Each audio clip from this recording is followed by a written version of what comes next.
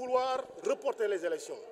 Et ils ont vu développer un lexique de vocabulaire pour nous parler de dérogation, pour nous parler de suspension ou d'annulation. Il ne s'agit rien d'autre que d'un prolongement du mandat du président de la République au-delà du terme qui est prévu par la Constitution. Il a prêté serment d'être le serviteur absolu de la nation.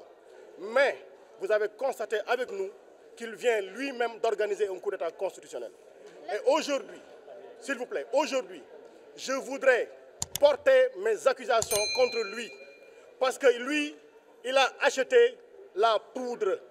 Le PDS a acheté la mèche et ensemble, ils ont mis le feu à ce qui nous restait de la démocratie. Voilà le constat qui est fait aujourd'hui. Et ce qui se passe, ils n'ont même pas laissé le soin aux députés de se prononcer. Une chose aussi grande qu'une modification, qu'une suspension de la Constitution. Ils ont refusé le débat, nous l'ont imposé et nous ont amené la gendarmerie qui a à nouveau, encore une fois, violé l'hémicycle. Je rappelle qu'à l'installation de la 14e législature, on a vu la gendarmerie rentrer ici et des députés avaient été accusés, c'était nous qu'on avait accusés. Vous comprenez maintenant qui sont les traîtres du peuple. Vous comprenez maintenant qui sont ceux qui gèrent leurs propres intérêts. Nous avons tenu ensemble les députés de l'opposition, les vrais députés de l'opposition, ceux-là qui pensent qu'on ne modifie pas la Constitution comme ceci, ceux-là qui pensent qu'on ne peut pas proroger le mandat du président de la République au-delà des délais qui étaient prévus. Mais voilà le visage que nous offre la démocratie sénégalaise. Et je vais accuser la France, je vais accuser la CEDEAO, je vais accuser l'Union européenne, je vais accuser l'Union africaine d'être le souteneur du tyran.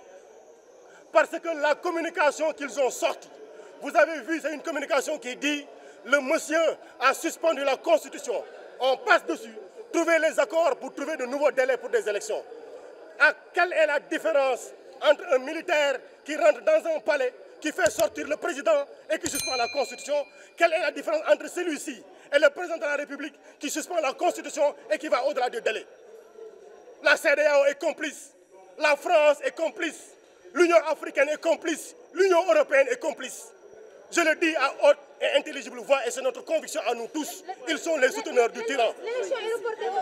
Et aujourd'hui, vous avez vu les brimades qu'ils ont fait contre les députés. On ne peut même plus, dans notre lieu de travail, on ne peut même plus respecter l'immunité parlementaire. On ne peut même plus respecter la sacralité de ce que constitue l'Assemblée nationale.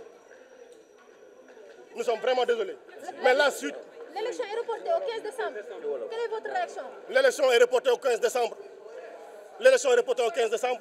On vient de donner encore aux tyrans la possibilité de pouvoir rester au pouvoir encore pendant des mois et des mois. Pendant ce temps, les prisonniers vont continuer à croupir en prison. Pendant ce temps, voilà ce qui est en train de se passer. Ce qu'on voulait simplement dire. Non, mais on a constaté les agressions sur les députés. On a vu qu'on les a pris en aparté. Ils les ont amenés dans un coin, ils les ont bastonnés, ils les ont violentés.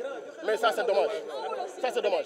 Fi yéen ko seetloondoo ak ñun ñoo fi yendu nday li fi xew mooy dañoo yeew suñu constitution dugal ko ci teen te ñi ko def xam nañu leen dañoo déggoo ci ginnaaw le peuple def li ñuy def tey bu ngeen gisee ñu toog ne mukk mu xaaral ñemewuñu wax ñuy xëy di saaga ñëpp mooy pare woon nañ seen forfait ba noppi li may wax nag mooy seetlu nañu tey coup d'état moo fi am ndax constitution di nday charte réew mi bi nga xam ne bii moo fixé le délai de mandat du président de la République toxal nañ ko joxaat ko yeneen app toxal nañ ko joxaat nañ ko yeneen délai lii mooy nekk li xew ci assemblée nationale bi yéen a ko seetloondoo ak ñun ma wax ko les députés de l'opposition ceux-là qui veulent défendre la constitution se sont réunis ensemble pour défendre li ñu dese woon ci constitution pour xeex li nga xam ne bii mooy nday charte réew mi mais gis nañu ña taxawee côté bële